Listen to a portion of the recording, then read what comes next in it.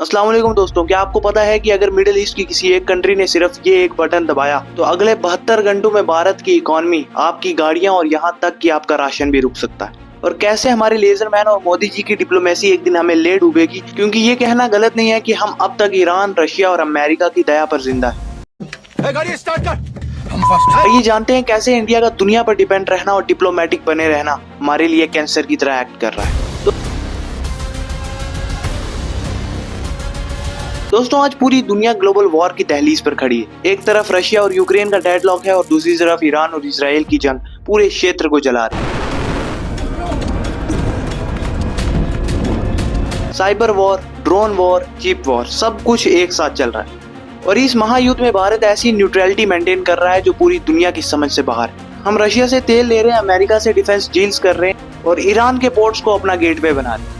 लेकिन फिर ये क्वेश्चन अपने आप उठता है कि ये न्यूट्रल स्टांस हमारी कमजोरी है या फिर हमारी ताकत। वेस्टर्न मीडिया हमें अपॉर्चुनिस्ट कह रही है, लेकिन सच तो ये है कि भारत के पास और कोई रास्ता ही नहीं है, क्योंकि हमारी 80% एनर्जी डिपेंडेंस हमें मजबूर करती है कि हम हर सुपर पावर और हर डिक्टेटर के साथ बैलेंस बना के रखें। और अगर ये बैलेंस थोड़ा सा भी बिगड़ा तो हमारी इकोनॉमी का इंजन अगले 24 घंटों में जाम हो जाएगा। आज हम उन सीक्रेट फाइल्स को खोलेंगे जो ये बताती हैं कि कैसे ये न्यूट्रलिटी हमारे लिए स्लो पॉइजन बनती जा रही है। क्या भारत वाकई एक विश्व गुरु है या फिर हम सिर्फ एक एनर्जी ट्रैप में फंसे हों?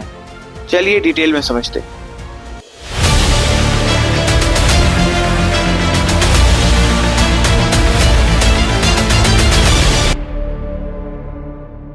दोस्तों, भारत आज भी अपनी ऑयल सप्लाई के लिए 59% मिडिल ईस्ट पे डिपेंड करता है। इराक हमारा टॉप सप्लायर बन चुका है, लेकिन यहाँ पर एक बहुत बड़ा खतरा है। हमारा 80 से 90% तेल स्ट्रेट ऑफ हॉर्मोज से गुजर के आता है, जो ईरान और इजराइल की जंग का सबसे बड़ा टारगेट है। अगर एक भी शिप पर हमला हुआ तो इंडिया की सप्लाई लाइन चौक हो जाएगी। और ये वही डिपेंडेंसी है जो हमें मजबूर करती है कि हम मिडिल ईस्ट के हर फैसले के सामने खामोश रहें। लेकिन जब मिडिल ईस्ट में आग लगती है तो मोदी सरकार का प्लान रशिया शुरू होता है। मार्च 2026 में जब स्ट्रेट ऑफ हॉर्मोज से शिपमेंट रुकी तो इंडिया ने 1.8 से 2.2 मिलियन बैरल्स रशियन तेल पर डे खरीदना शुरू कर दिया। रशिया आज हमारा सेफ्टी वॉल्व है। वेस्ट हमें रोकना चाहता है, हम पे सैंक्शंस लगाता है, लेकिन इंडिया ने साफ कह दिया हमें किसी की परमिशन की जरूरत नहीं है। झूठ बोलो, बार बार झूठ बोलो। मगर क्या ये असली आजादी है? हम एक डिपेंडेंसी से निकलकर दूसरी डिपेंडेंसी में फंस रहे हैं। डिपेंडेंसी चाहे मिडिल ईस्ट पर हो या रशिया पर। अगर हमने अपनी पाइपलाइन और ग्रीन एनर्जी पे फोकस नहीं किया तो भारत की तरक्की हमेशा दूसरों के रहमो करम पर रहेगी। यही नहीं, अभी और सुनिए। और वहीं दूसरी तरफ भारत दुनिया का सबसे बड़ा आर्म्स इंपोर्टर है। हमारी मैक्सिमम मिलिट्री हार्डवेयर रशिया से आती है और बाकी का कुछ हिस्सा अमेरिका, फ्रांस और इजराइल से। लेकिन यहाँ पर डार्क ट्रूथ ये है कि अगर वेस्ट और रशिया ने हमें टैंक्स और जेट्स के स्पेयर पार्ट्स देना बंद कर दिया तो हमारी आधी आर्मी शोपीस बनकर रह जाएगी। लेकिन असली जंग ये नहीं, असली जंग कुछ और है।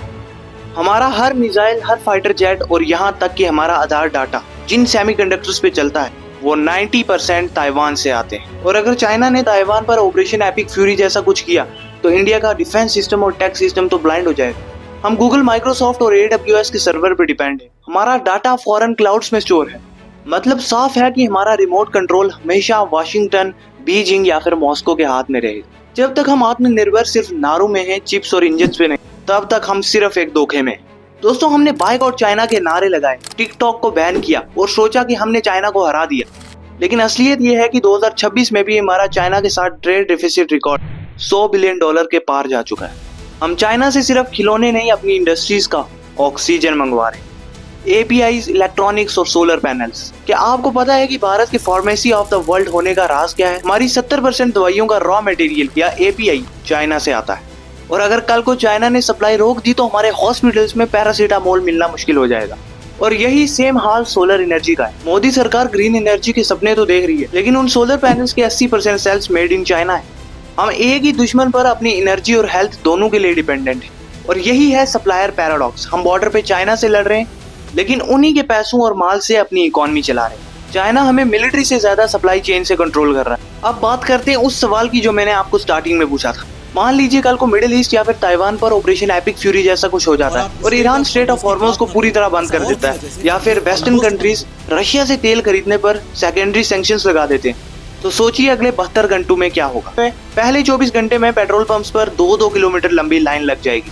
दूसरे 24 घंटे लॉजिस्टिक कंपनीज अपने ट्रक्स रोक देंगी, जिससे शहरों में सब्जियां और दूध तक आना बंद हो जाएगा। तीसरी सुबह हमारे industrial hub like Noida and Pune ठप हो जाएंगे, क्योंकि उन्हें चलाने के लिए ना ही हमारे पास डीजल है और ना ही चाइना से आने वाला रॉ मटेरियल। भारत का स्टॉक मार्केट फ्री फॉल में होगा और रुपये की वैल्यू मिट्टी में मिल जाएगी। वर्स्ट पार्ट ये है कि हमारे जेट्स और टैंक्स के पार्ट रुक जाएंगे। हम दुनिया की 4th लार्जेस्ट इकोनॉमी होने के बावजूद अपनी सिक्योरिटी और फूड के लिए दूसरों के सामने हाथ फैलाने पर मजबूर हो जाएंगे। ये है डिपेंडेंसी की असली कीमत, जहाँ पे एक फॉरेन वॉर हमारे देश को क्राइसिस में डाल सकती है। लेकिन क्या हम हमेशा दूसरों के स्पेयर पार्ट्स पे जिंदा रहेंगे? बिल्कुल नहीं। मोदी सरकार ने पॉजिटिव इंडिजिनेसिस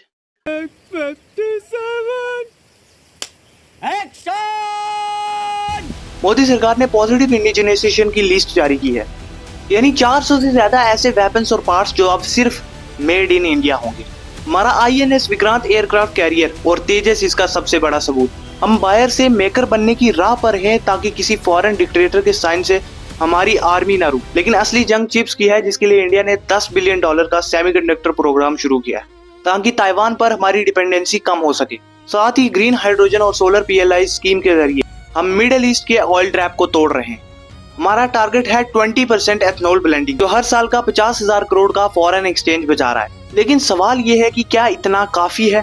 क्या हमारी स्पीड चाइना की डंपिंग से तेज है? और एक बात ये भी सच है कि जब तक हम चिप्स और इंजन खुद से नहीं बनाएंगे, तब तक आत्मनिर्भर भारत का सपना सिर्फ सपना ही रहने वाला। एक्सपर्ट्स और नीति आयोग के मुताबिक अगर भारत अपने ग्रीन हाइड्रोजन, चिप्स और सेमीकंडक्टर्स पे इसी स्पीड से काम करता रहा तो 2047 वो साल होगा जब इंडिया वाकई ही एनर्जी इंडिपेंडेंट बन सकता है। लेकिन एक बात याद रखिए, 2047 तक पहुंचने के लिए हमें अगले 5 साल वॉर फुटिंग पे काम करना होगा, वरना 72 घंटों वाला वो नाइटमेयर कभी भी हकीकत बन सकता है। अंत में सवाल वही है कि हम सिर्फ कंज्यूमर बनना चाहते हैं या फिर क्रिएटर सुपर पावर। आत्मनिर्भर भारत सिर्फ सरकार का नारा नहीं होना चाहिए, ये हर उस हिंदुस्तानी का मकसद होना चाहिए जो मेड इन इंडिया को गर्व से दिखाता है। अगर आपको भी लगता है कि ये डिपेंडेंसी हमारे लिए वाकई कैंसर है, तो इस वीडियो को शेयर जरूर करना ताकि आवाज दूर तक जाए। आपकी इस बारे में क्या राय है? अपनी राय जरूर कमेंट्स में देना।